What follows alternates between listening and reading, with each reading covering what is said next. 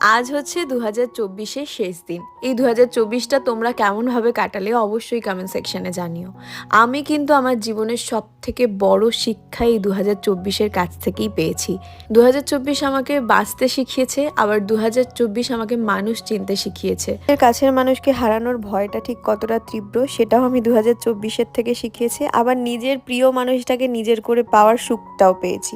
জীবন কিভাবে এক নিমেষে ওলটপালট হয়ে যায় সেটাও শিখেছি। জ্ঞানত কোনো সালকে যদি আমি প্রচণ্ড মেমোরেবল বলতে পারি সেটা হচ্ছে 2024।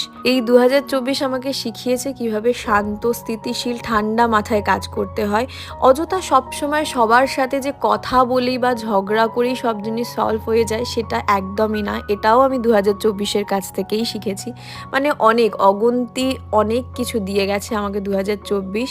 ভালো মন্দ মিশিয়ে সবটা থাকলেও শেষ অবধি ভালোটারই জয় হয়, আর যার শেষ ভালো তার সবটা ভালো।